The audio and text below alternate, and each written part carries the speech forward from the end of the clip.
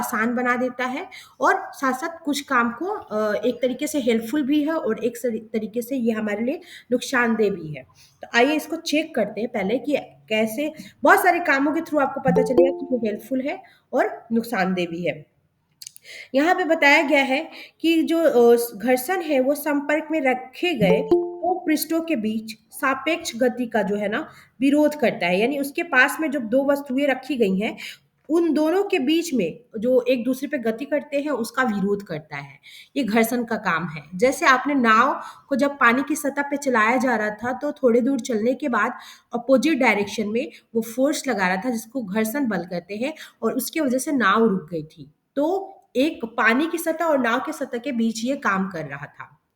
साथ साथ घर्षण जो है संपर्क के दो पृष्ठों की प्रकृति पर, यानी दो पृष्ठ कैसे हैं, जैसे जल का सतह का नेचर कैसा है और नाव की सतह की नेचर कैसी है उस पर डिपेंड करता है।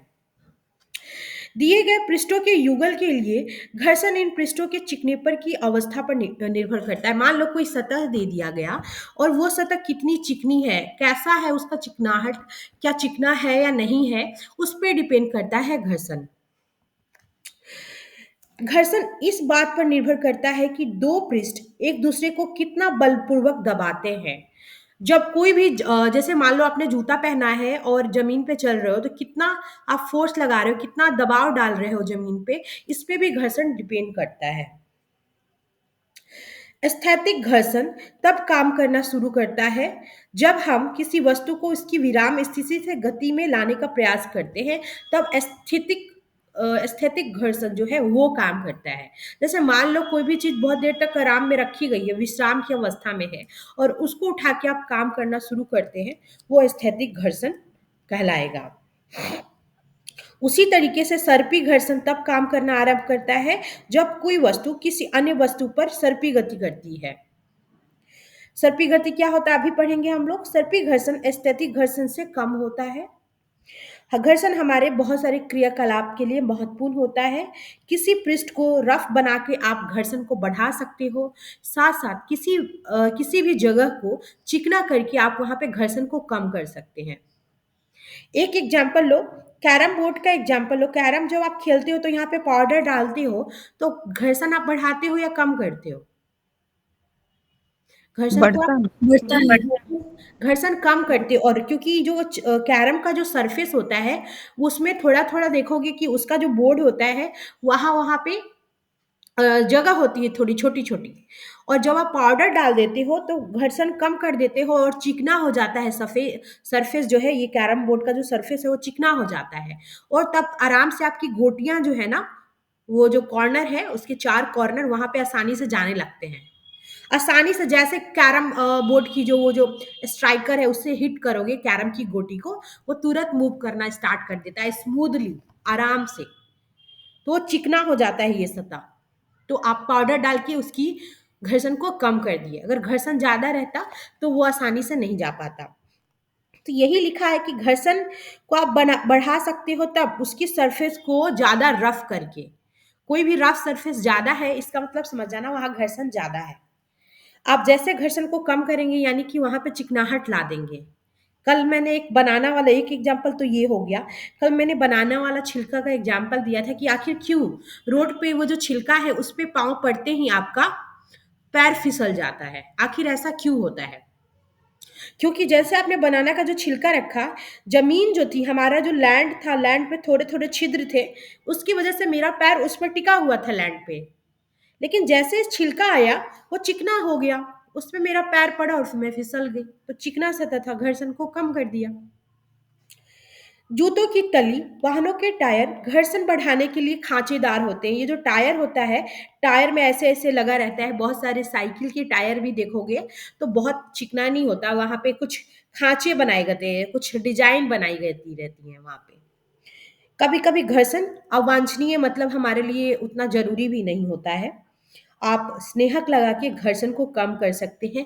स्नेहक बोलते हैं लुब्रिकेंट्स को, ग्रीस को, किसी भी तरीके का वैसलीन, ग्रीस, ये सब क्या है, घर्षण को कम कर सकते हैं। चिकनाई बढ़ा दोगे तो घर्षण कम हो जाएगा।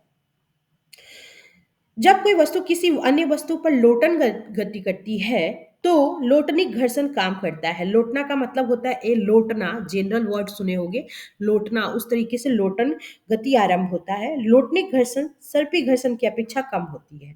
यहाँ 3 घर्षण पढ़े, स्थैतिक घर्षण, 3 घर्षण आप लोग पढ़े हो, स्थैतिक घर्षण, सर्पी घर्षण और लोटनिक घर्षण। यहाँ पे पढ़े हो सर्पी घर्षण स्थैतिक से कम होता है, यानी सबसे वाला जो स्टैटिक वाला होता है, उसके बाद सर्पी वाला होता है, एक मिनट, उसके बाद सर्पी वाला होता है और सबसे कम होता है लोटनिक घर्षण। तो ये चीज, इसके सीरीज को याद रखना, एग्जाम में पूछ सकता है। यहाँ दिया गया है कि स्टैटिक होगा, फिर उसके बाद सर्पी घर्षण आ जाएगा, उसके बाद थर्ड पे लोटनिक घर्षण आ जाएगा। कई मशीनों में बॉल बियरिंग का यूज करके घर्षण को कम किया जाता है। बॉल बियरिंग एक टाइप का छोटा छोटा ऐसा ऐसा बॉल लगा रहता है, आपके फैन में, आपके साइकिल में लगा होता है। तरल में गति करने वाली वस्तुओं को उचित आकृति प्रदान करके घर्षण बल को कम किया जा सकता है। ठीक है, ये यहाँ पे कुछ इंपॉर्टेंट चीज दिया गया है जो पूरा चैप्टर का पार्ट है।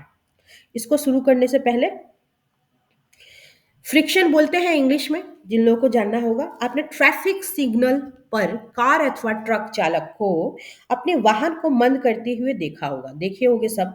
जब भी आवश्यक होता है आप भी ब्रेक लगाकर अपनी साइकिल को धीरे कर देते हो।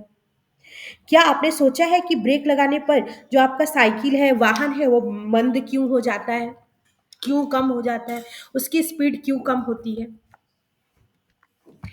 केवल वाहन ही नहीं, कोई भी वाहन ही नहीं, कोई भी वस्तु जो किसी अन्य वस्तु के पृष्ठ पर गति कर रही हो, उस स्थिति में भी मंद हो जाती है। मान लो कि कोई भी वस्तु है, एक दूसरी सरफेस पे गति कर रही है, तो उसकी गति भी आप धीरे कर देते हो।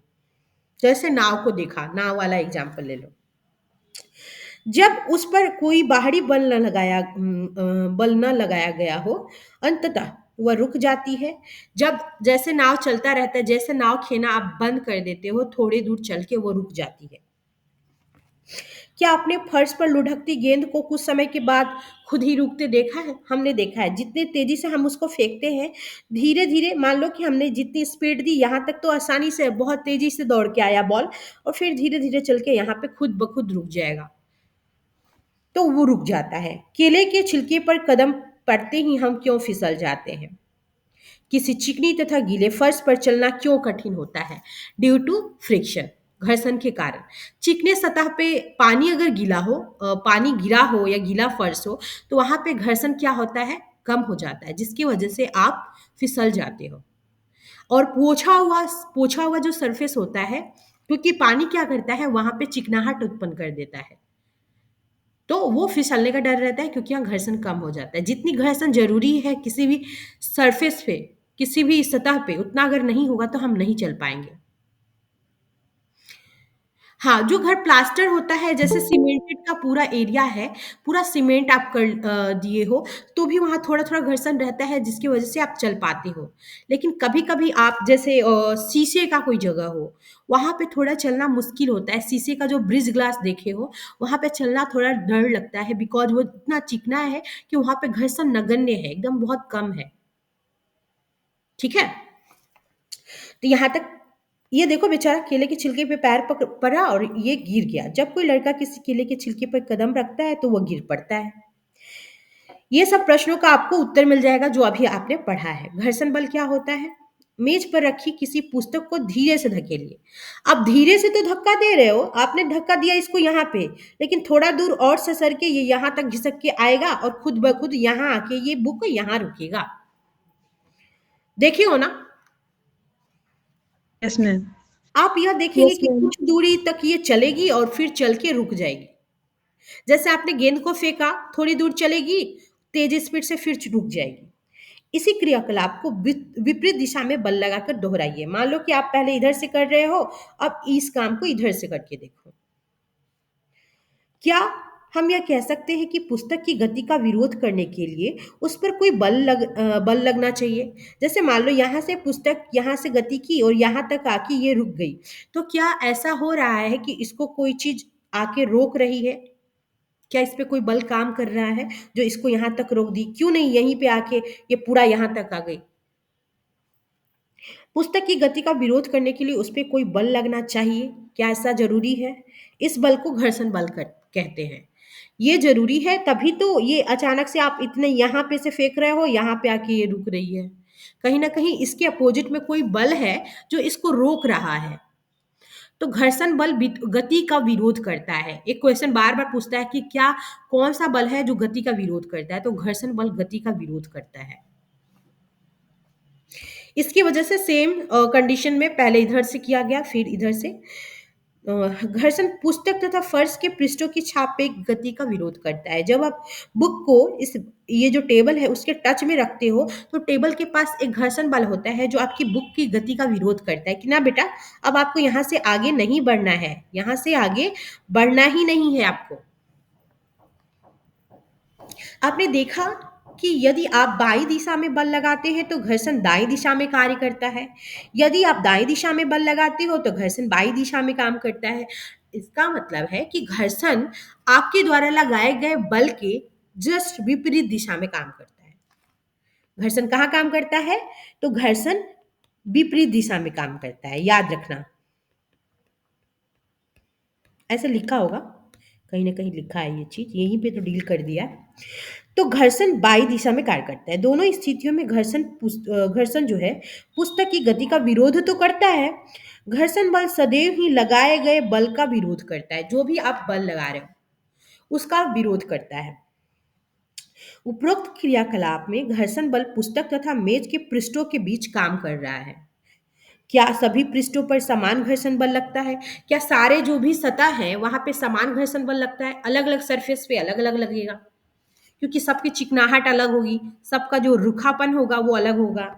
लेकिन हाँ, कोई भी जो घर्षण बल है वो किसी भी वस्तु के उसकी सतह की प्रकृति पे निर्भर कर रहा है। कि मान लो ये आपका बेड है, ये आपका टेबल है, तो इसका रफेस कैसा है, इसका जो सरफेस है वो कैसा है, तो उसका नेचर पर डिपेंड कर रहा है। क्या यह पृष्ठों के चिकनेपन पर निर्भर करता है? घर्षण को प्रभावित करने वाले कौन कौन से कारक हैं? किसी ईंट के चारों ओर एक डोरी बांधिए, को कमानी तुला द्वारा खींचिए। आपको कुछ बल लगाना पड़ता है। जैसे ही ईंट गति करना प्रारंभ आरंभ कर दे, कमानी तुला का पाठ्यांक लीजिए। इससे आपको उस घर्षण बल की माप प्राप्त होगी जो ईंट और फर्श के पृष्ठों के बीच लगती है। ये कमानी है जिसमें आपने ईंट को बांध के रखा है। कमानीदार तुला के द्वारा ईंट को आपको खींचना है। जैसे आप खींचेंगे और जैसे ये गति करना शुरू कर देगी, जैसे आप अपनी साइड आप खींचोगे, इसको पकड़ के जैसे अपनी साइड खींचोगे, तो यहाँ पे एक पाठ्यांक आएगा।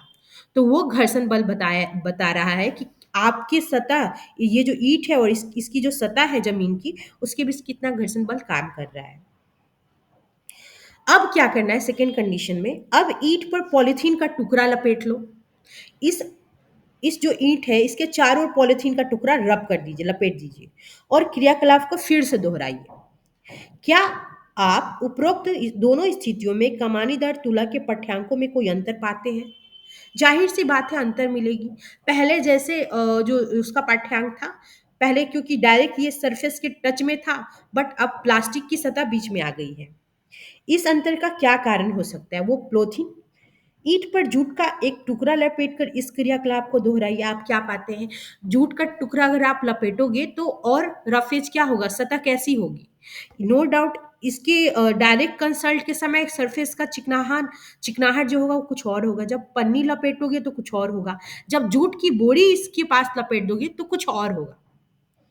जैसा जैसा सरफेस होगा वैसा ही पाठ्यांक आएगा और घर्षण बल का मेजरमेंट भी अलग आएगा तीनों स्थितियों में। समझ में आया? अब कमानीदार तुला क्या है ये हमें जानना है। कमानीदार तुला वह युक्ति है जिसके द्वारा किसी वस्तु पर लगने वाले बल को मापा जाता है। मान लो कि कोई भी बल है यहाँ पे लग रही, इसके थ्रू आप उसको इस तरीके से खींच करके आप पाठ्यांक ले सकते हैं। इसमें एक कुंडलित कमानी होती है जिसमें बल लगाने पर प्रसार हो जाता है। कमानी के इस प्रसार की माप इसके आसंकित पैमाने पर चलने वाले संकेतक द्वारा की जाती है। ये जो है इधर से पता चल जाता है, यहाँ जो लिखा गया है। पैमाने के पाठ्यांक द्वारा बल का परिमाण प्राप्त होता है। ये पाठ्यांक है, जो भी जितना बल लगेगा वो आपको दिखा देगा यहाँ पे मेजरमेंट के लिए। जैसे एज लाइक थर्मामीटर आप चेक करते हो उस तरीके से पाठ्यांक ऊपर रहेगा नीचे रहेगा, जहाँ पे भी जितना मेजरमेंट आएगा उतना रहेगा। किसी चिकने फर्श अथवा किसी मेज पर कोई आनत समतल बनाइए। इसके लिए आप ईंटों के सहारे रखा कोई लकड़ी का तख्ता उपयोग कर सकते हैं। आनत समतल के किसी बिंदु ए पर पेन से कोई चिन्ह अंकित कीजिए। अब कोई पेंसिल सेल इस बिंदु से नीचे डोल लगने दीजिए। रुकने से पूर्व यह मेज पर कितनी दूरी तय करती है, इस दूरी को नोट कीजिए। ये चीज दिखाया गया है, जैसे आपने किताबों का एक ढेर लगाया, आप चाहो तो यहाँ पे ईंट का ढेर भी लगा सकते हो।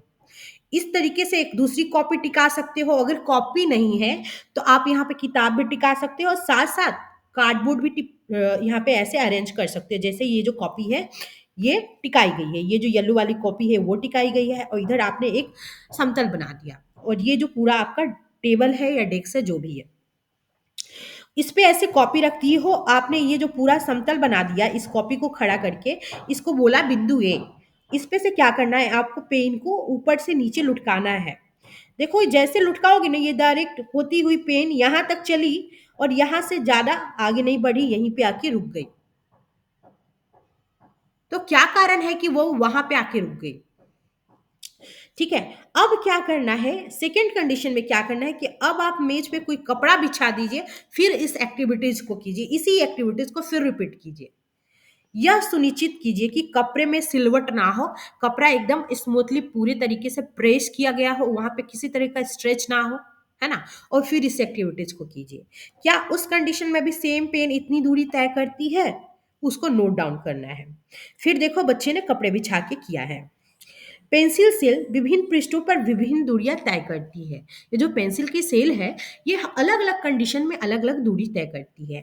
दिखाने का तरीका तो इनका ये है कि यहाँ पे जो ये समतल सतह थी, जो आपका खाली बेंच था, वहां पे इसने ज्यादा दूरी तय की, जबकि आपने कपड़ा बिछा दिया तो इसने कम दूरी तय की। दिखाने का मतलब तो यही है, दिख तो यही रहा है बेटा।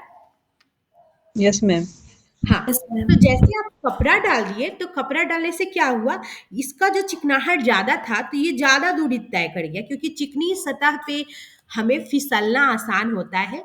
एक तरीके का झूला देखे होंगे आप लोग पार्क में, जहां बच्चे उस पे ऊंचाई पे बैठते हैं और पीछे नीचे की ओर स्लिप करते हैं, पार्क में देखे होंगे। क्योंकि वो सतह चिकनी होती है, इसलिए बच्चे ऊंचाई पे बैठते हैं और आराम से नीचे की ओर ससर जाते हैं, सांप जैसा बना रहता है वो। देखे होंगे सब कोई पार्क में जो झूला होता है, देखे हो? कोई नहीं यस देखे हो मैम। पार्क में जो झूला होता है? कोई भी देखो, पलक भी नहीं देखी झूला, वो बैठे सब होंगे लेकिन देखा किसी ने नहीं है। देखे हैं मैम। लेकिन वहां पे जैसे ही कपड़ा देखे बिछा दोगे, ससरना तो है हैं। ना। हाँ देखे हो ना। ठीक है भाई। ये जैसे आपने कपड़ा बिछा दिया, यहाँ से इसका ससरना, इसका जो दौड़ना है इस पेंसिल के सेल का, थोड़ा डिफिकल्ट हो गया, बिकॉज आपने घर्षण यहाँ पे ज्यादा था, यहाँ पे घर्षण कम कर दिया आपने।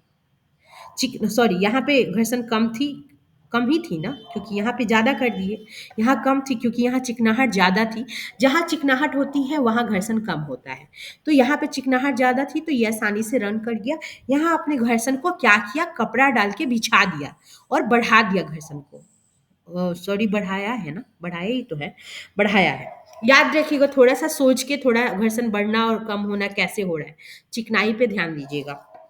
तो कैसे यहाँ पे आपने डाल के इसकी घर्षण के साथ कैसा व्यवहार किया और ये पेंसिल थोड़ी दूरी चल के ही रुक गई।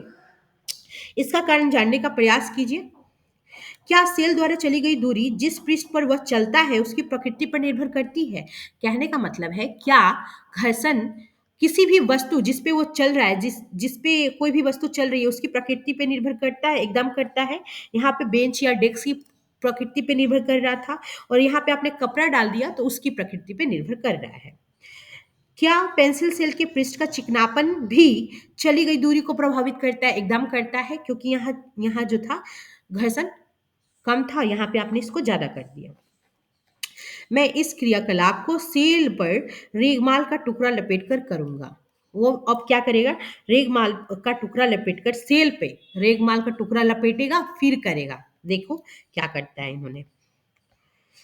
घर्षण संपर्क में आने वाले दो पृष्ठों की अनियमितताओं के कारण होता है। यानी दो सतह, मान लो ए सतह है ये और ये बी सतह है, यानी कि दो वस्तुएं हैं, दोनों अगर एक दूसरे पे मान लो कि ये पेंसिल है, ये पेंसिल है और ये बुक है, बुक पे आप दोहरा रहे हो पेंसिल को, तो इसकी सतह पे डिपेंड करेगा कि पेंसिल कितनी दूरी तय करेगा।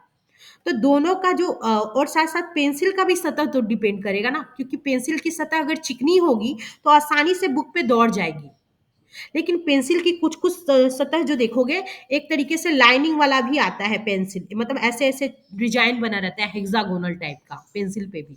जब आप उसको पकड़ते हैं पेंसिल को, आप फोल्ड करते हैं, तो इसके बाहर में ऐसे ऐसे डिजाइन बना रहता है बहुत सारी पेंसिल में।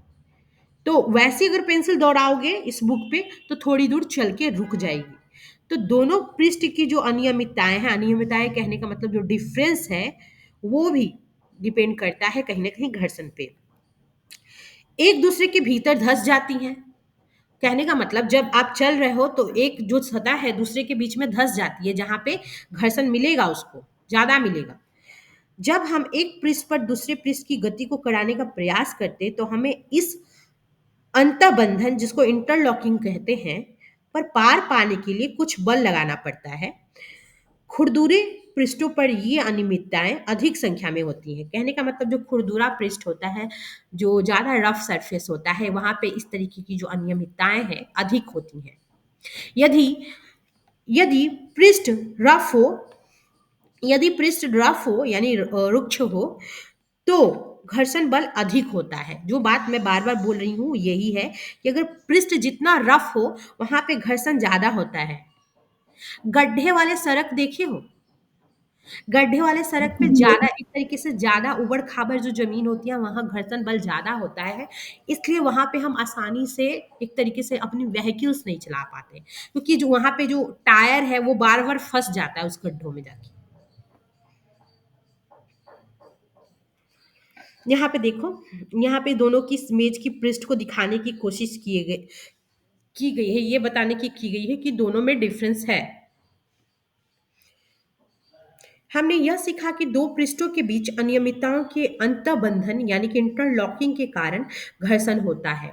यानी कि एक सतह दूसरे सतह के बीच में जो इंटरलॉक करती है, दोनों आपस में जो कैसे धंस जाती है, उसके वजह से ये घर्षण होता है।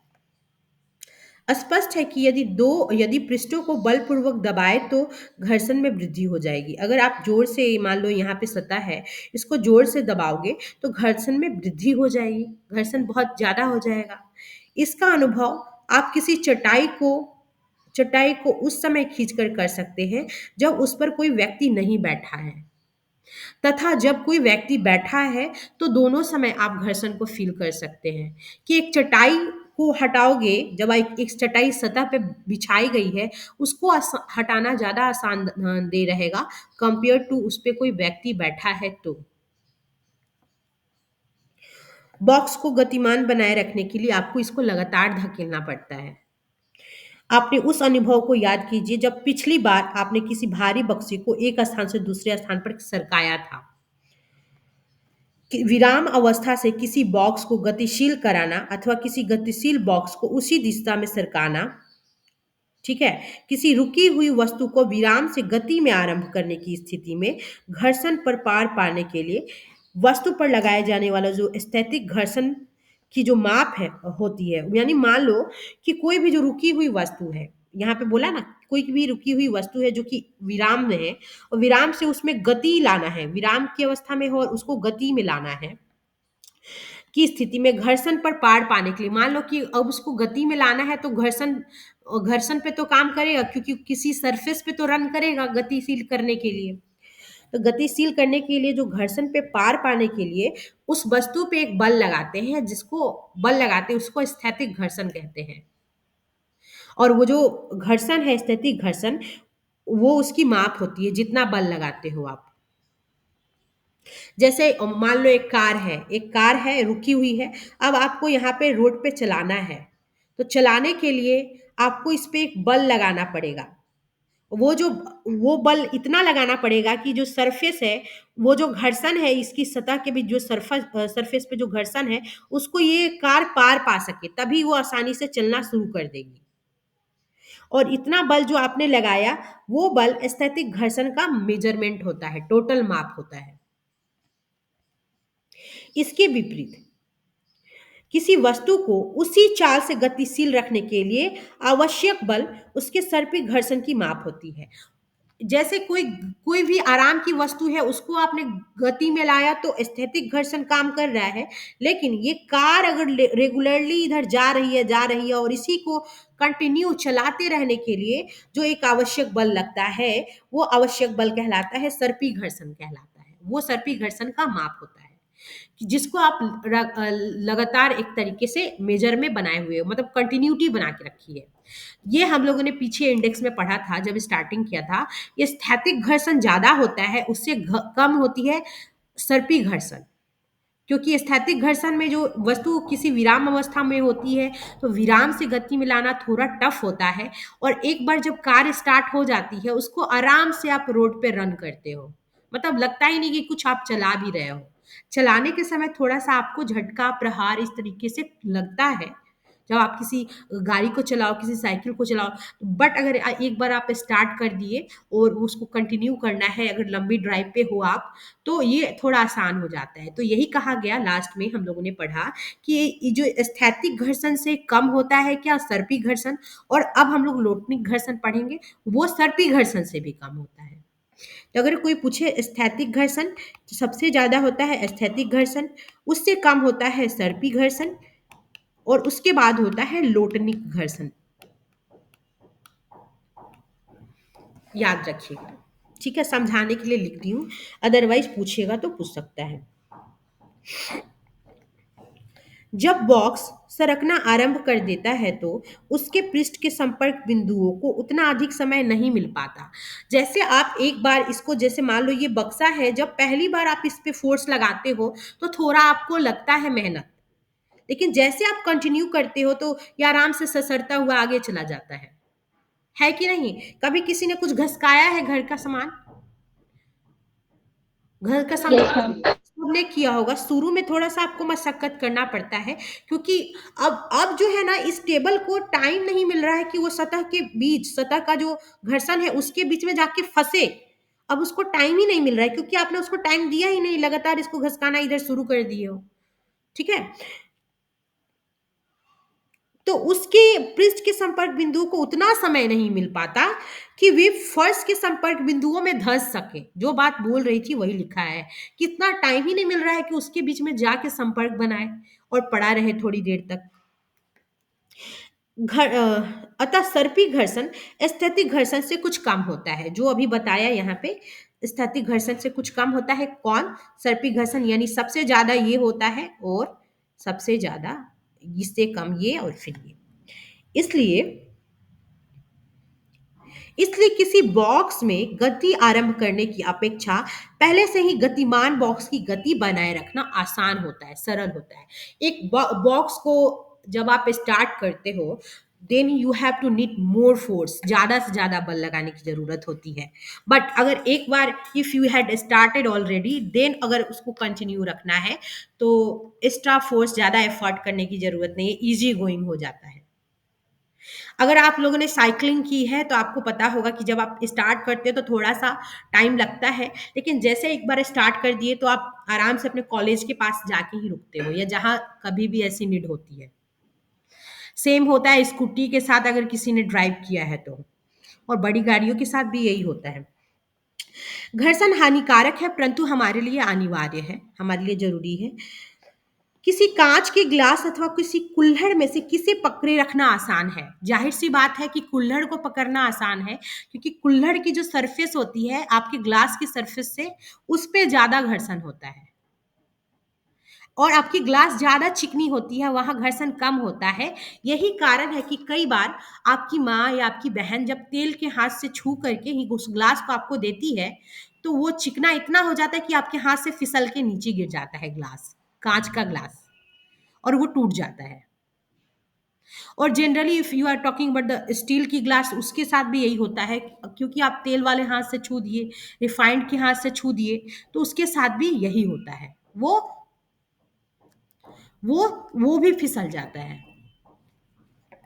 तो यहाँ कुल्हड़ को पकड़े रखना जो है ना, ज्यादा आसान है कंपेयर टू स्टील की ग्लास। मान लीजिए किसी ग्लास का जो बाहरी पृष्ठ है वो चिकना है, कोई भी ग्लास ले लो उसका बाहरी पृष्ठ चिकना है, अथवा उस पर पकाने की तेल की परत चढ़ी हुई है। मान लो कोई खाना बनाने वाला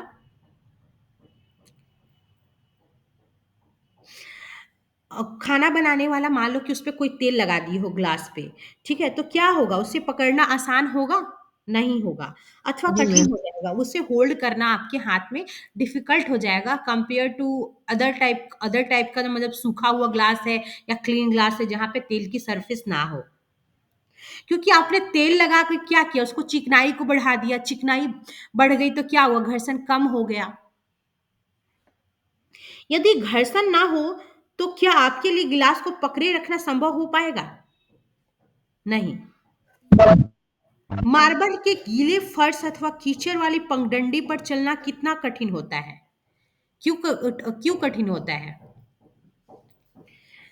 मार्बल के गीले फर्श पे चलना इसलिए डिफिकल्ट हो जाता है, या जब आप भींगे पैर हो तो मार्बल का खास के मंदिर में भी जब आप जाते हो पैर वगैरह धो के, आप थोड़ा सा आसानी सावधानी से चलते हो, क्योंकि उस टाइम क्या होता है ना, पैर भी गीली हो जाती है और चिकनाहट बढ़ जाता है, और जो घर्षण है वो कम हो जाता है। इसकी वजह से आप सावधानी से चलते हो, और वहां फिसलने का डर रहता है मंदिरों में, या किसी कोई भी ऐसी जगह जहां पे ज्यादा मार्बल यूज किया गया है।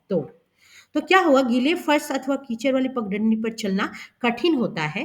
क्या आप घर्षण न होने की स्थिति में चलने की कल्पना कर सकते हैं? अगर घर्षण एकदम कम हो गया तो आप नहीं चल पाओगे, फिसलोगे बार बार। यही कारण है कि जो गीली सतह होती है, कीचड़ वाली जगह, वहां पे आप बार बार फिसलते हो, क्योंकि चिकनाई ज्यादा हो जाती है। बरसात का मौसम आ जाए और सारे सारे तरफ कीचड़ कीचड़ कीचड़ भरा रहे, आप उस पर चल नहीं पाओगे, क्योंकि वो घर्षण क्या होगा, कम हो जाएगा, चिकनाहट बढ़ जाएगी, तो घर्षण कम तो हो गया ना। यदि घर्षण ना हो तो आप पेन अथवा पेंसिल को भी नहीं पकड़ सकते, और ना ही आप उसको पकड़ के लिख सकते हो। घर्षण ही है जो मुझे इस पेन को पकड़ के लिखने में हेल्प कर रही है। घर्षण ही है जो आपको इस कील को ठोकने में हेल्प कर रही है। अगर घर्षण नहीं होता और पूरी सतह मान लो ये चिकनी होती, तो आप इस कील को ठोक नहीं पाते इस तख्ते में। और ना इस ठोकने वाली मशीन को, आई डोंट नो क्या बोलते हैं, उतना याद नहीं आ रहा है, बता देना। हथौड़ा बोलते हैं, यस हथौड़ा मैम। ही बोलते हैं, हाँ। तो आप उसको पकड़ नहीं पाते अगर वहां पे घर्षण नहीं होता तो।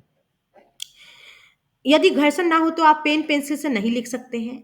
जब आपके शिक्षक चौक से श्यामपट्ट पर लिखते हैं, बोर्ड पे लिखते हैं चौक से, तो श्यामपट्ट का जो रफ सरफेस है, जो रूखा सरफेस है, रगर के द्वारा चौक के कुछ कणों को अपने में उतार लेता है। वो जो बोर्ड होता है, जब मास्टर जी वहां पे कुछ भी लिखते हैं, मान लो कि बॉय लिखा उन्होंने, तो ये है ना, ये जो लिखा है ना, तो इन्होंने चौक की जो कुछ लेयर है इस ब्लैक बोर्ड से बेचा, बिकॉज ये ब्लैक होती है, वहां पे जाके चिपक जाती है। जो भी लेटर लिखते हैं, मान लो गर्ल्स लिखा उन्होंने, तो वो जाके चिपक गई, उतना लेटर ही जाके वो पूरा चिपक गया, इसकी वजह से आपको बॉय दिखता है, गर्ल दिखता है। और जब लिखते हैं वो, तो चौक के कुछ कणों को उतार देता है, जो घर्षण के द्वारा दीवार में कील का गर जाना, ये दिखाया गया है यहाँ पे कि कैसे आप कील ठोक पाते हो। श्यामपट्ट से चिपक जाते हैं, और इस प्रकार श्यामपट्ट पर आपको लिखावट जो है मास्टर जी की वो दिखाई देती है। जस्ट आई एम, जो भी हम यहाँ लिख पा रहे हैं, जो भी लिख पा रहे हैं या अंडरलाइन कर पा रहे हैं, it is because of friction. अगर ये ज्यादा, क्योंकि ये जो सतह है जहां मैं अभी कुछ लिख रही हूँ काफी चिकना है, तो यहाँ पे थोड़ा सा टाइम लगता है मुझे यहाँ पे लिखने में, compare to the blackboard. ठीक है। यदि सड़क तथा वाहनों के टायरों के बीच घर्षण ना होता तो उन वाहनों की ना तो गति हो पाती, ना आरंभ हो पाती थी, हो सकती थी, और न ही उन्हें रोका जा सकता था, और न ही दिशा में परिवर्तन की जा सकती थी। जब आप टायर देखते हो, आई थिंक नीचे में दिखाया गया, टायर में खांचे बने होते हैं, स्पेसिफिक टाइप का काटा काटा गया डिजाइन होता है। इवन आपके जूतों में भी पीछे में दिखाई रहता है तरह तरह का डिजाइन, आपके चप्पल में भी होता है, जिसकी वजह से घर्षण जो है ना काम करता है और आप चल पाते हो। और जैसे जैसे ये घर्षण पूरा कम हो जाएगा, मतलब चिकना हो जाएगा ये सतह, सोल आपके जूते का, आप नहीं चल पाओगे सतह पे आसानी से। यहाँ पे देखिए, इसकी वजह से ही वो दिशा में चेंज कर पाते हैं, घर्षण की वजह से। जो बड़े बड़े टायर होते हैं जिसको आसानी से आप डायरेक्शन बदल देते हो, just because of the tyre. Tyre का जो वो जो बनावट है, उसकी जो प्रकृति है, घर्षण के कारण, घर्षण वहां पे क्या किया गया है, बढ़ा दिया गया है टायर को एक तरीके से खांचेदार बना करके। यदि कोई वस्तु गति आरंभ कर दे तो वो कभी नहीं रुकेगी, यदि वहां पे घर्षण ना हो तो। आप दीवार में कील नहीं ठोक पाते अथवा धागे में गांठ नहीं बांध पाते, अगर वहां पे घर्षण ना हो तो। घर्षण के बिना कोई भवन का निर्माण भी नहीं हो सकता है। यहाँ पे हाथों को रगड़ने पर आप गर्मी का अनुभव करते हैं, क्योंकि आपकी हाथ की जो हथेलियां है वो पूरी तरीके से चिकनी नहीं है, रफ है थोड़ी सी। इसकी वजह से आपको गर्मी का अनुभव होता है। ये जो रफ सरफेस होती है सिलाई के साइड में, इसकी वजह से आप ये जो माचिस की तिल्ली घरटते हो, इस पे रगड़ते हो, तो ये जल उठता है। अगर घर्षण नहीं होता तो ये नहीं जल पाएगा। यही कारण है कि जब सिलाई की जो घर्षण है, वो जो रेड वाला सरफेस है, एक तरीके से लाल फास्फोरस वहां लगा दिया जाता है किनारे पे, जो खत्म होके चिकनी हो जाती है, तो वैसी कंडीशन में भी माचिस की तिल्ली नहीं जलती है। और वो जो लाल सतह है ऐसे ऐसे बना रहता है पूरी सिलाई पे, वो घर्षण बढ़ाने का काम करता है, जिसकी वजह से वो जो तिल्ली रगड़ते हो वो जल उठता है।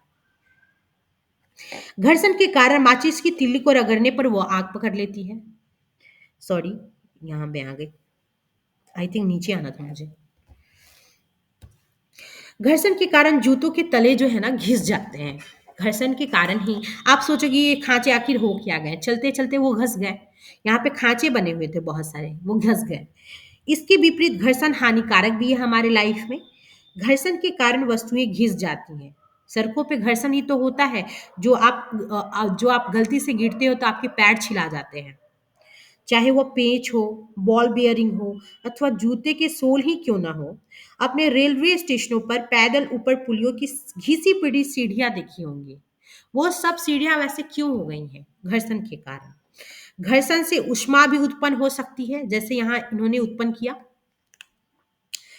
कुछ मिनट तक अपनी हथेलियों को तेजी से एक दूसरे के साथ रगड़िए, आपको ऊष्मा उत्पन्न हो जाएगी आपकी हाथों में। जब आप माचिस की तिल्ली को किसी रफ पृष्ठ यानी रफ सरफेस से रगड़ते हो, ये वाली लाइन से माचिस की तिल्ली से, तो वह आग पकड़ लेती है। आपने यह देखा होगा कि विद्युत मिक्सर को, जिनके पास भी मिक्सर ग्राइंडर होगा, जिनके घर में भी, आप सब देखे होंगे, फील किए होंगे इस चीज को। जब आप मिक्सर ग्राइंडर को थोड़े देर चलाते हो ना, तो उसका जो बॉडी होता है ना बेटा, ये मैंने चलाया है तो देखा, ये बाहरी सरफेस क्यों गर्म हो जाता है। मैंने सोचा यह शायद मेरा मिक्सर ग्राइंडर खराब है, फिर धीरे धीरे मुझे पता चल गया कि नहीं, ये इसकी प्रॉपर्टी है, ये चलाते हैं तो इसका जो बॉडी पार्ट है वो हीट हो जाता है, क्योंकि उष्मा उत्पन्न होती है। और कुछ ऊष्मा आपके लिए यूजफुल हो जाती है इस प्रक्रिया में, जिससे आपका मसाला पिस जाता है, और कुछ ऊष्मा जो है बर्बाद भी हो जाती है, वो आपका बर्तन गर्म होकर के। देखो, आपने यह देखा होगा कि विद्युत मिक्सर को कुछ मिनट तक चलाने पर उसका जो जार है वो गर्म हो जाता है। आप सबके पास मिक्सर होगा आजकल के, तो लाइफ में सबके पास होगा, है ना मीनू? देखिए मैडम।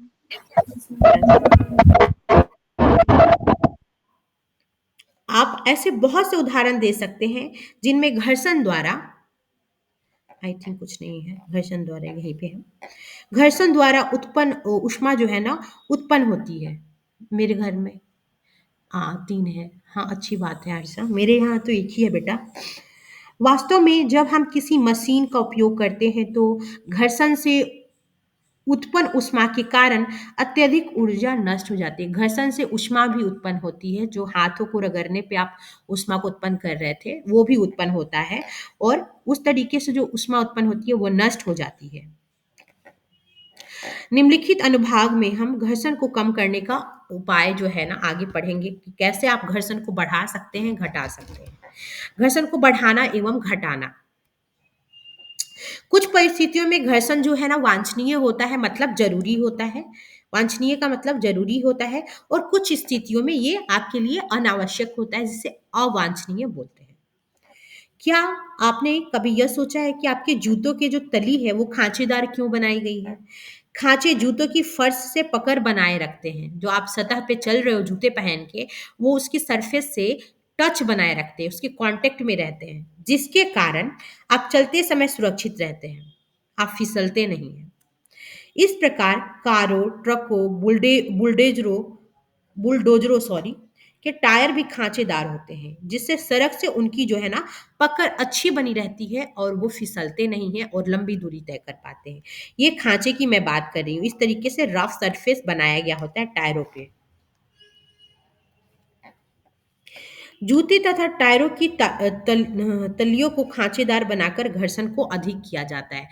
जब कभी भी आप किसी सरफेस को रफ बना रहे हो, एक तरीके से रूखा बना रहे हो, तो आप घर्षण बढ़ा रहे हो। जब कहीं पे आप चिकनाहट बना रहे हो, तो घर्षण को कम कर रहे हो। दो चीज याद रखना, ये पूछता है। स्वचालित वाहनों तथा साइकिलों की ब्रेक प्रणालियों में अ, ब्रेक पैडों का प्रयोग करके हम जानबूझकर घर्षण में वृद्धि करते हैं। आप ब्रेक का जो पैड लगाते हो, बार बार ब्रेक लगाते हो, तो जानबूझ के कहीं ना कहीं आप अपनी इच्छा से घर्षण को बढ़ाते हो, या किसी भी तरीके की जो ब्रेक का सिस्टम है वो यूज करके। जब आप कोई साइकिल चलाते हैं तो उसके ब्रेक पैड पहिए को स्पर्श नहीं करते।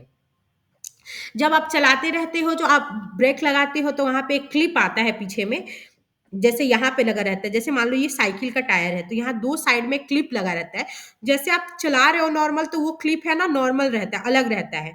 और जैसे आप ब्रेक लगाते हो ना, ये दोनों साइड से, इसको क्या बोलूँ, ये दोनों साइड से जो क्लिप है वो इसको दबा देता है, टायर को पकड़ पकड़ लेता है, मतलब दोनों साइड से पकड़ लेता है। जैसे दोनों साइड से अपने-अपने गाल आप पकड़ो और जोर से दबाओ। तो एक क्या करता है, ये दोनों साइड से पकड़ के इसको दबा देता है, ये जो साइकिल की टायर है, और साइकिल का टायर वहीं पे रुक जाता है और वहीं गति बंद हो जाती है। तो इस तरीके से आप घर्षण बढ़ा के क्या करते हो कि उसको रोक देते हो। समझे? क्लियर है? किसको डाउट है? ये सुन रहे हो सबकी कि सो गए हो? खुशबू? हम सुन रहे हैं। ठीक है।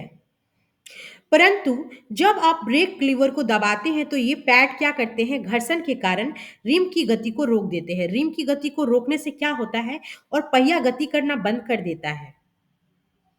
वही जो मैं समझाई हूँ वही लिखा है। आपने यह देखा होगा कि कबड्डी के खिलाड़ी खेल जब आज स्टार्ट करते हैं, तो वो क्या करते हैं, धूल या मिट्टी को उठा के अपने हाथों पे रगड़ लेते हैं। क्यों रगड़ते हैं? ताकि आपके जो हाथ का अच्छे से पकड़ हुए ना वो मजबूत हो जाए, और आप में प्रतिद्वंदी को पकड़ सको। अब क्या करते हैं, अपने हाथों पर मिट्टी रगड़ते हैं ताकि वे अपने प्रतिद्वंदी को और अच्छी तरह पकड़ सके। व्यायामी जिम्नास्टिक जो होते हैं, जिम्नास्ट जो होते हैं, अपने हाथों पर कोई रफ पदार्थ लगा देते हैं, हाँ, फिसलने से बचाने के लिए। ऐसे जो हाथों में पसीना वगैरह होता है, उसकी वजह से क्या है ना, हाथ फिसल जाता है। मान लो आपने किसी को पकड़ा और आपके हाथ में पसीना है, चिकनाहट है, तो वो फिसल गया। लेकिन अगर आपका रफ हाथ रहेगा, तो जब आप पकड़ोगे, झपटोगे अपने खिलाड़ी को, अपने प्रतिद्वंदी को, अपोनेंट को, तो हाथ से जल्दी फिसलेगा नहीं। तो कबड्डी के खिला खेल में तो जनरली हम लोग अपोनेंट को आउट ही करना रहता है ना उनको। तो और जिम्नास्ट वाले में भी क्या होता है कि वो अपने हाथों पे रफ पदार्थ लगा लेते हैं, कुछ रफ चीजें लगा लेते हैं, ताकि घर्षण में वृद्धि कर सके और वो पकड़ बना सके। और देखते हो ना, जिम्नास्ट वैसे प्लेयर होते हैं, वैसे खिलाड़ी होते हैं, जो एक तरीके से बहुत तरीके का कर्तव्य दिखाते हैं, बहुत तरीके का अपना एक्टिविटीज दिखाते हैं। एक जैसे मान लो किसी पोल पे चढ़ गए, किसी चीज को पकड़ के चल रहे हैं, झूल रहे हैं, अगर उनके हाथ का जो ये जो मूवमेंट है, एक तरीके से घर्षण है, वो ज़्यादा नहीं रहेगा, तो मान लो किसी पोल को पकड़ा, तो स्लिप करके गिर जाएँगे बेचारे, और लंबे-लंबे पैरों से छलांग लगाते हैं। तो अगर घर्षण अगर उनके हाथ में अच्छे नहीं रहेगा अच्छे से, तो वो गिरने का डर रहेगा और उनको इंज्यूरी होने का डर रहेगा। तो इस तरीके से वो हाथों में क्या करते हैं, रफ चीज़ों को लगा कर के घर्षण को बढ़ा लेते हैं। फिर यहाँ पे देखिए, जैसे समझाई हूँ, यद्यपि कुछ अन्य स्थितियों में घर्षण हमारे लिए बेकार होता है, मतलब उतना ज़रूरी नहीं होता। अतः हम उसे कम भी करना चाहते हैं। जब ज़्यादा है तो कम करना चाहेंगे, जब कम है तो बढ़ाना चाहेंगे। ठीक है? कैरम बोर्ड पे आप महीन पाउडर क्यों छिड़कते हैं? या कोई भी, मैंने देखा है कि इवन हमारे घरों में जो पाउडर हम लोग यूज़ करते हैं, बच्चे क्या करते हैं, मम्मी पाउडर दो ना, उसको भी छिड़क देते हैं कैरम बोर्ड पे। हम लोगों ने किया है। आपने यह नोट घर्षण कम करने। हाँ, घर्षण को कम करने के लिए। और कई बार तो हमारे यहाँ ऐसे ना पूरा का पूरा डब्बा डाल देते हैं। मतलब आदमी से ज़्यादा कैरम बोर्ड पाउडर लगा लेता है। आपने यह नोट किया होगा कि जब हम दरवाज़ों के कब्जों यानी चूल्हों में तेल की कुछ बूँदें डालते हैं तो दरवाजा सहज ही घूमने लगता है। जैसे मान लो कि कोई भी दरवाजा है वो इजिली मूव नहीं कर रहा है, आसानी से ना खुल रहा है ना बंद हो रहा है, इसका मतलब है कि वहां पे घर्षण ज्यादा हो गया है और आवश्यकता से अधिक हो गया है। तो उसको आपको कम करना है। जब आप वहां पे कुछ तेल डाल देंगे, कुछ ग्रीस डाल देंगे, तो आसानी से वो फिर खुलने लगेगा और बंद होने लगेगा। मिट्टी का ऑयल, हाँ बेटा डाल सकते हो। साइकिल, हाँ जंग लग जाने से, जंग लगना घर्षण ज्यादा बढ़ा देता है। हाँ, बहुत अच्छा कीप इट अप। साइकिल तथा मोटर के मैकेनिक यानी मिस्त्री जो है ना, इन मशीनों के गतिशील भागों के बीच ग्रीस लगा देते हैं। ग्रीस लगा के वो वहाँ पे घर्षण कम कर देते हैं। उपरोक्त सभी परिस्थितियों में हम दक्षता में वृद्धि के लिए घर्षण को कम कर देते हैं। यानी कि दक्षता का मतलब होता है काम वो अच्छे से कर सके। कोई भी हमारा अगर दरवाजा है, कोई भी इस तरीके का इंस्ट्रूमेंट है, तो अच्छे से काम सके, उसकी जो इफिशियंसी है वो बढ़ जाए, लंबे देर तक चल सके। दरवाजा है, बक्सा है, कोई भी ऐसी चीज़ है, तो वहाँ पे आप क्या करते हो, ग्रीस वगैरह या इस तरीके की चीज़ें लगा करके आप वहाँ पे घर्षण को कम कर देते हो। और वैसी चीज़ें जिनका यूज़ करते हो घर्षण को कम करने में, चाहे वो ग्रीस हो, किसी भी तरीके का केमिकल्स हो, ऑयल हो, उनको हम लुब्रिकेंट्स बोलते हैं, हिंदी में स्नेहक बोलते हैं, अभी आएगा। जब तेल, ग्रीस अथवा ग्रेफाइट को किसी मशीन के गतिशील पुर्जों के बीच लगाते हैं, तो वहां इनकी एक पतली परत बन जाती है। जाहिर सी बात है, कुछ भी लगाओगे तो उसका एक अपना लेयर तो चढ़ ही जाएगा। तथा गतिशील पृष्ठ सीधे सीधे ही एक दूसरे को रगड़ नहीं पाते हैं आसानी से। जैसे मान लो कि ये दरवाजा नंबर 1 का पार्ट है और यहाँ पे कोई भी सतह है, उसकी जो कोई कब्जा लगा हुआ है। अगर दोनों को डायरेक्ट टच में करोगे तो वो आसानी से एक दूसरे पे क्या करेगा, गति नहीं करेगा। अब यहाँ पे तेल डाल दिए, मान लो कड़ू तेल डाल दिए, ग्रीस डाल दिए, नारियल तेल डाल दिए, तो आसानी से अब थोड़ा थोड़ा धीरे धीरे करोगे तो आसानी से मूव होने लगेगा, क्योंकि दोनों के बीच में आकर के वो एक अपना लेयर बना लेता है।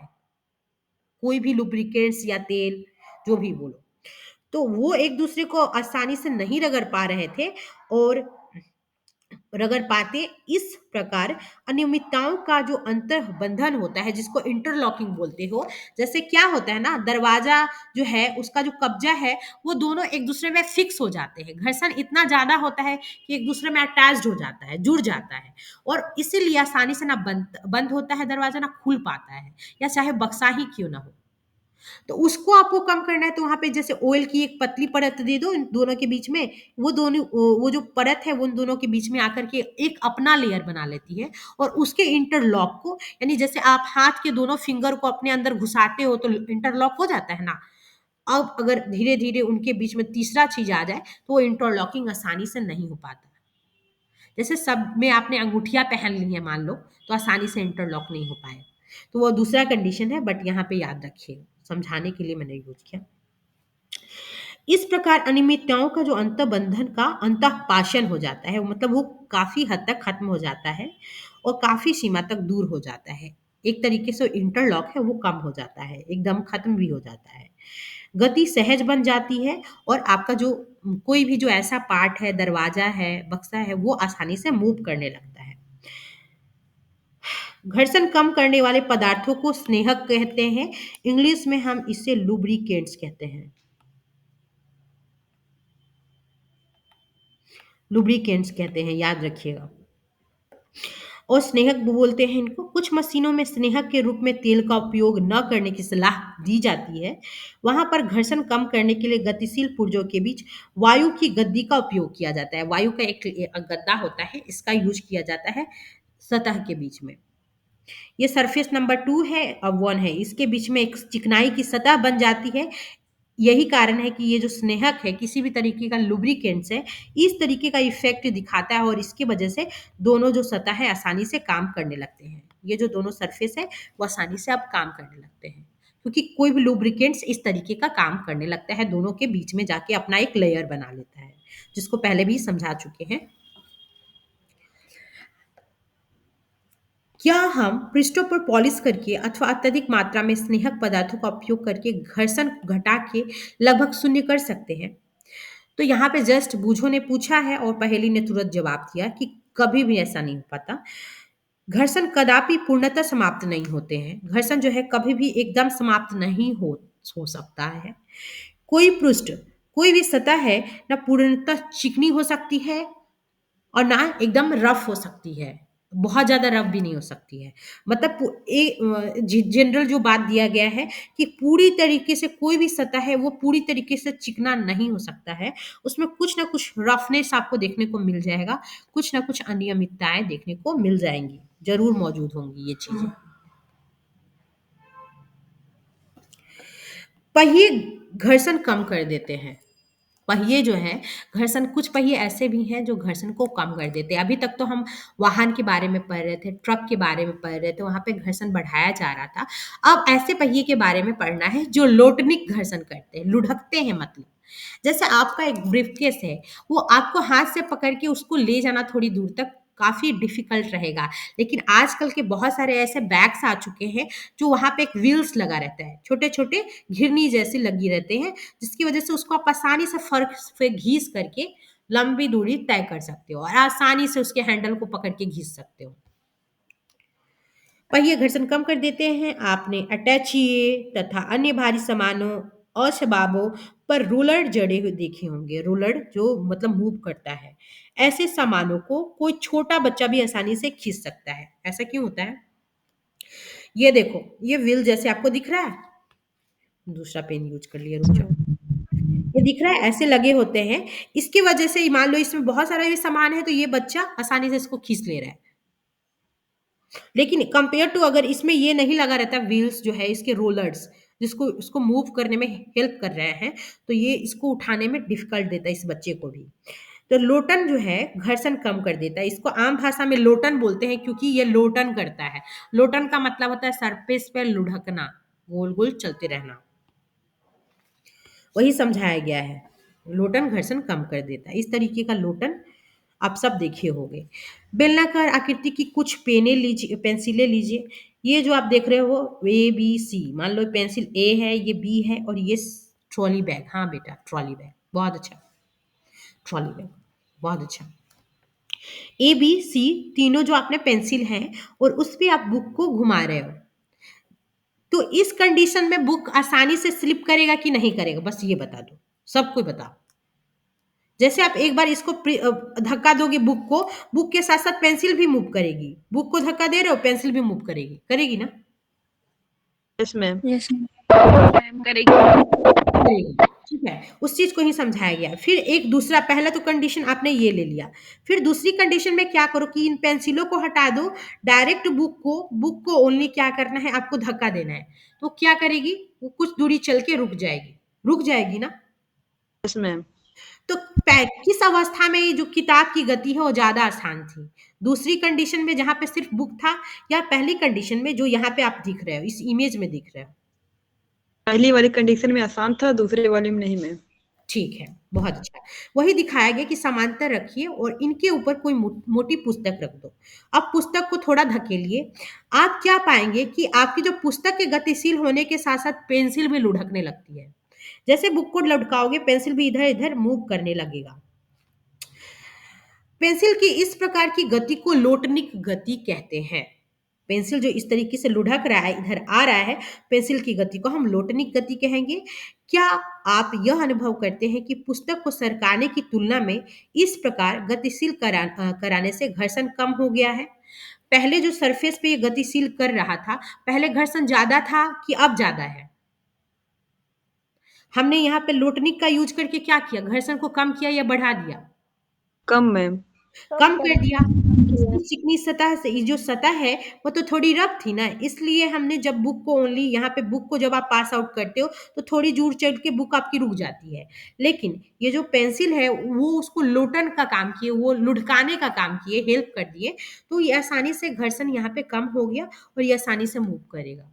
और इस तरीके से आप लोग बहुत बार देखे होंगे जहाँ पे शिपमेंट्स होता है, पोर्ट्स होते हैं, बड़े-बड़े बंदरगाह होते हैं, वहाँ पे बड़े-बड़े शिप से जब सामान उतरता है तो लकड़ी के लट्ठों पे चीज़ों को खींच के लाना आसान होता है।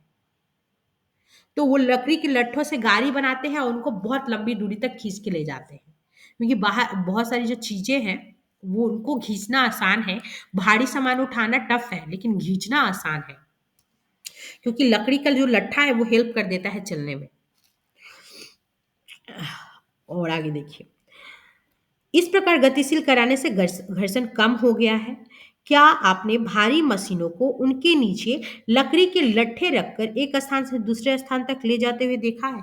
ध्यान से जब चीजें पढ़ोगे, जहाँ पे बड़े बड़े शिप होते हैं, जैसे मुंबई बंदरगाह के किनारे का ही देख लेना, या कहीं का भी देख लेना, लोकल एरियाज का भी देख लेना, कहीं ना कहीं मिल जाएगा। जब जब एक वस्तु किसी दूसरी वस्तु के पृष्ठ पर लुढ़कती है, तो उसकी गति के प्रतिरोध को लोटनिक घर्षण कहते हैं। जैसे यहाँ पे 1 मिनट रब कर देती हूँ। जैसे मान लो कि आपका जो बुक है यहाँ पे लुढ़क तो रहा है, इधर जा रहा है। जैसे मान लो कि एक वस्तु कौन दूसरी वृत्त के पृष्ठ पर लुढ़कती है, तो आप कौन लुढ़क रहा है? लोटन। यहाँ पे लोटन का काम क्या कर रहा है? ये लोटन का काम कर रहा है आपका पेंसिल। पेंसिल क्या कर रहा है? किस चीज का काम कर रहा है? लोटन का काम कर रहा है। 1 मिनट। उफ। पेंसिल यहाँ पे लोटन का काम कर रहा है, जो इसको लुढ़कने में मदद कर रहा है। तो लोटन जो है ना, घर्षण को कम कर देता है, और साथ साथ उसकी गति के प्रतिरोध को लोटनिक गति कहते हैं। यानी कि जब एक वस्तु किसी दूसरी वस्तु के पृष्ठ पर लुढ़कती है, ये जो बुक है, ये पेंसिल के पृष्ठ के सतह के मतलब पृष्ठ का जो सतह है, पेंसिल का जो सतह है, उसके कंसल्ट में है आपकी बुक की जो सतह है। तो वो क्या कर रही है, पृष्ठ की सतह, जो किताब की सतह है, उसका जो है ना, गति का विरोध कर रही है। तो इस तरीके की गति के विरोध को लोटनी गति कहते हैं। सीधा सीधा बोलें, जो भी लोटनी वाला जो सामान होता है, क्योंकि घर्षण तो अपने से जो भी सामान होता है उसकी गति का विरोध ही करता है। तो इस तरीके का जो लोटन वाला सामान होता है, जो लोटन घर्षण करता है, वो लोटनिक घर्षण को दिखाता है। तो लोटनिक घर्षण कम कर देता है। किसी वस्तु को दूसरी वस्तु पर सरकने की तुलना में लोटन करना सदैव आसान होता है। जैसे अब इसी बुक को आप, मैंने बोला कि इस पे सरकाना थोड़ा डिफिकल्ट था, लेकिन लोटन पे चलाना थोड़ा आसान होता है। यही कारण है यही कारण है कि रोलर जरा सामान खींचना सुविधाजनक होता है। यहाँ पे रोलर है, अब बड़ा बड़ा भी रोलर आप देखे होंगे। क्या अब आप यह समझ सकते हैं कि पहिए के आविष्कार को मानव जाति की महानतम खोजों में से क्यों गिना जाता है? क्योंकि जब पहिए का आविष्कार हो गया बेटा, तो पहिए के थ्रू बहुत सारा जो है ना गाड़ी बना दिया गया। रेन डियर देखे होंगे, और वहां पे मवेशियों को जोड़ करके वहां पे सामान रख देते थे गाड़ियों पे, अब मवेशी उसको खींच लेता था, क्योंकि व्हील्स का आविष्कार हो चुका था, चक्के का, पहिए का आविष्कार हो चुका था। तो हमारी महानतम खोज इसलिए है क्योंकि उसने, व्हील्स ने हमारी जिंदगी को आसान कर दिया, एक जगह से दूसरी जगह सामान का ले जाना आसान हो गया था। क्योंकि लोटनिक घर्षण सर्पी घर्षण से कम होता है। हम पहले ही बता दिए, सबसे अधिक होता है स्थैतिक घर्षण, उसके बाद सर्पी घर्षण, उसके बाद लोटनिक घर्षण। इसलिए अधिकांश मशीनों में सर्पी को सपड़ को संपर्ण को बॉल बियरिंग के उपयोग द्वारा लोटन में प्रतिस्थापित किया जाता है। यानी कि कई बार आप देखे होंगे, बहुत सारे इंस्ट्रूमेंट है वहां पे बॉल बियरिंग लगा दिया जाता है, और वहां पे एक तरीके से लोटन में उसको बदल दिया जाता है बॉल बियरिंग लगा करके। छत के पंखों तथा साइकिलों में धुरी तथा नाभि के बीच बॉल बियरिंग का उपयोग इसके समान उदाहरण है।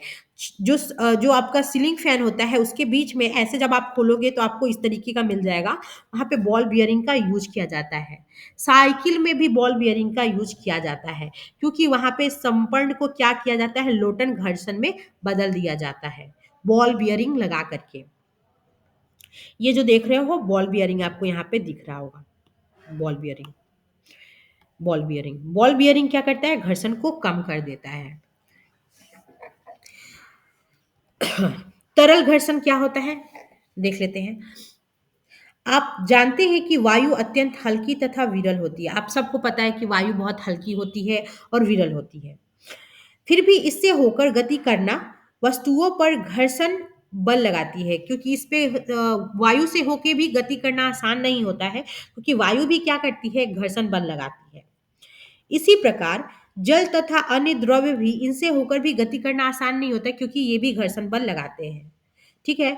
विज्ञान में गैसों तथा द्रव्यों को एक ही नाम दिया गया है, इसको तरल बोला गया है, गैस और द्रव्य दोनों को। अतः हम कह सकते हैं कि तरल इनसे होकर गति करने वाली वस्तुओं पर घर्षण बल लगाती है।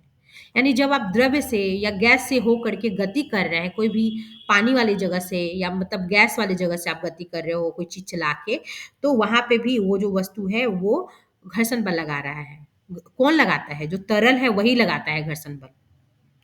तो तरल द्वारा लगाए गए घर्षण बल को कर्षण भी कहते हैं आम भाषा में। किसी तरल पर लगने वाला घर्षण बल उसकी तरल के सापेक्ष गति पर निर्भर कर रहा है। मान लो कि कोई पानी वाला सतह है, उस पे आप गति कर रहे हो, तो उस पे जो घर्षण बल लग रहा है उसकी सतह पर डिपेंड करता है कि पानी का सतह कैसा है। मान लो चिकनाहट कैसी है, यानी कम है ज्यादा है, उसके सतह पे उसकी प्रकृति पे निर्भर करता है। घर्षण बल वस्तु की आकृति तथा तरल की प्रकृति पर भी निर्भर करता है। अभी तक तो हम वस्तु की आकृति के बारे में पढ़े थे, लेकिन वो तरल की प्रकृति पे भी डिपेंड करता है। क्योंकि आप जैसे रोड पे चला रहे थे तो रोड की प्रकृति पे डिपेंड कर रहा है, लेकिन आप तरल में चला रहे हो, लिक्विड में चला रहे हो, द्रव्य में या गैस में, तो उसकी प्रकृति पे निर्भर करता है। स्पष्ट है कि जब वस्तुएं किसी तरल में गति करती हैं तो उन्हें उन पर लगे घर्षण बल पर पार पाना होता है। जब आप पानी में गति कर रहे हो मान लो, तो वो जो पानी की जो गति, पानी जो एक घर्षण बल लगा रही है, तो उतना बल, मान लो 10 लगा रही है, 10 घर्षण बल लगा रही है, तो 10 को पार करोगे तभी तो आगे निकलोगे ना तुम। तो जितना लगा रहा है घर्षण बल उसको उतना पार करना पड़ेगा, तब आप पार मतलब एक आसानी से मूवमेंट हो पाएगा।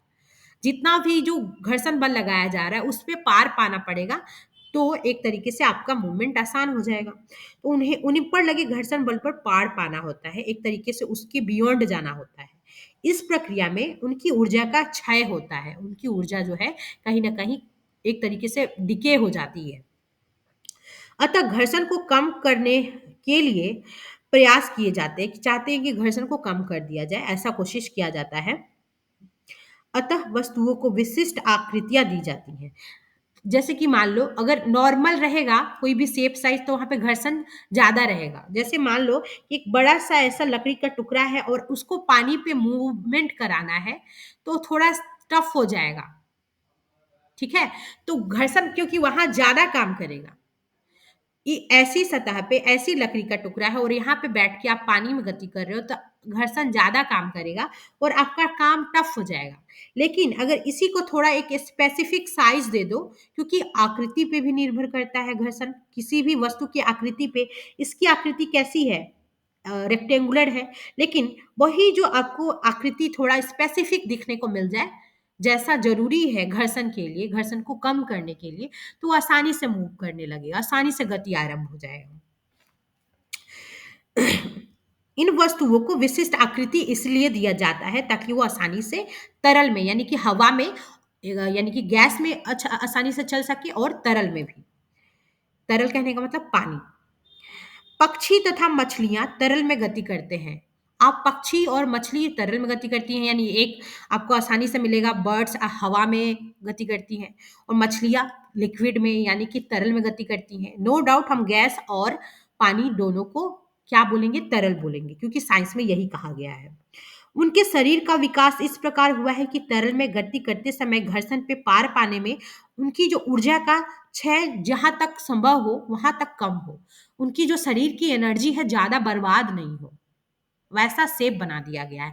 तो कुदरत ने ऐसा बनाया है पक्षियों को कि जो पक्षियों का जो एक तरीके से बोन्स होता है ना बेटा, बहुत हल्का होता है, क्योंकि उसमें सिर्फ हवा भरी रहती है और कुछ नहीं। हमारे जैसे मसल्स नहीं भरे रहते हैं, गुद्दा गुद्दा गुद्दा पूरे बॉडी में मसल्स। उनका जो बोन्स होता है वो काफी हल्का होता है, उसमें सिर्फ हवा भरा रहता है, एयर सैक बोलते हैं उसको, एयर सैक। ठीक है। इसकी वजह से उनको उड़ने में सक्षम हो पाते हैं, उसकी ऊर्जा का क्षय कम हो, इस तरीके से डिजाइन किया जाता है। वायुयान की आकृति को सावधानी पूर्वक देखिए। वायुयान की जो आकृति है, कहीं ना कहीं इसके जो भी इन्वेंटर रहे जो वायुयान को बनाए हैं, राइट ब्रदर्स ना, राइट ब्रदर्स ने बनाया है। तो कहीं ना कहीं उन्होंने बर्ड्स को देख करके ही ये आकृति को डेवलप किया कि बर्ड्स जो है चिड़िया आकाश में उड़ती हैं, तो कोई भी चीज अगर मुझे आकाश में उड़ानी है तो उसका शेप साइज कैसा होगा। तो उन्होंने बर्ड्स चिड़ियाओं को देख के ही ये सुझाव पाया था, नेचर के थ्रू, समझो कि मतलब प्रकृति की चिड़िया से उनको ये आइडिया मिला, तो उन्होंने एरोप्लेन को डिजाइन किया।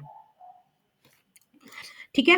तो इसकी आकृति स्पेसिफिक इसलिए है ताकि वो हवा में, क्योंकि वायुयान, वायुयान का मतलब ही हो गया कि हवा में चलेगी, तो हवा में चलने के लिए आपको स्पेसिफिक डिजाइन होना चाहिए, और ये भी हवा में चलती है।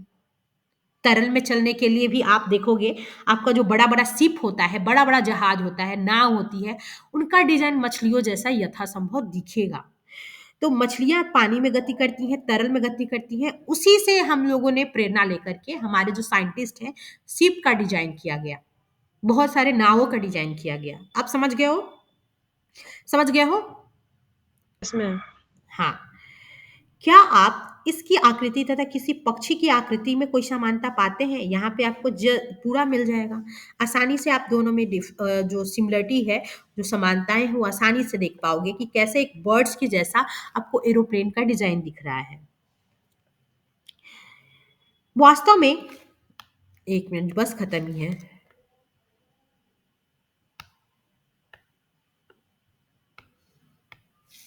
सभी वाहनों के डिजाइन इस प्रकार बनाए जाते हैं कि तरल घर्षण कम हो जाए।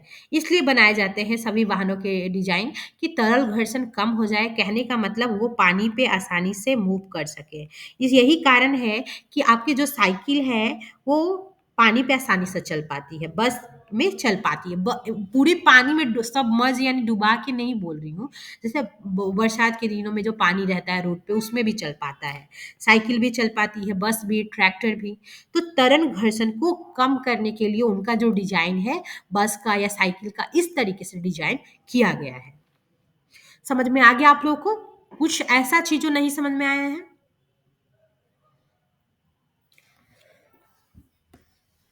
एनीवन?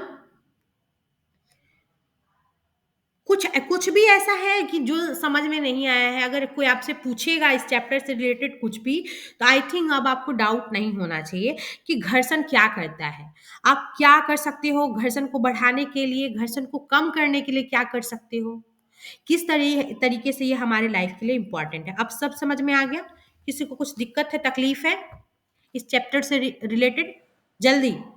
मैम गुड़िया, कुछ पूछना है आपको? No ma'am. मीनू? नहीं मैम। आर्यन?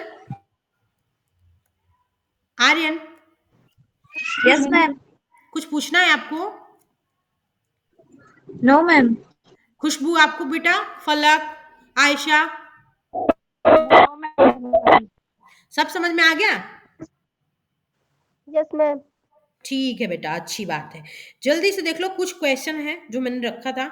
मैंने ये वाला घटते क्रम में एक्चुअली आपको सिखाना है। तो सबसे ज्यादा जो घर्षण होता है स्थैतिक घर्षण का। स्थैतिक घर्षण क्या होता है? जब कोई भी चीज आराम से पड़ी हो, आप आराम से कोई गाड़ी रखी है, ये उसको स्टार्ट करने में टाइम लगेगा, एक बार जब वो स्टार्ट हो जाएगी तो आसानी से आप ले जा सकते हो लंबी दूरी पे, तो उसको बोलते हैं स्थैतिक घर्षण। और सर्पी घर्षण क्या होता है? यानी कि कोई भी गाड़ी अगर स्टार्ट है तो आप उसको और 2 किलोमीटर लंबा आसानी से चला सकते हो, उसको बोलते हैं सर्पी घर्षण।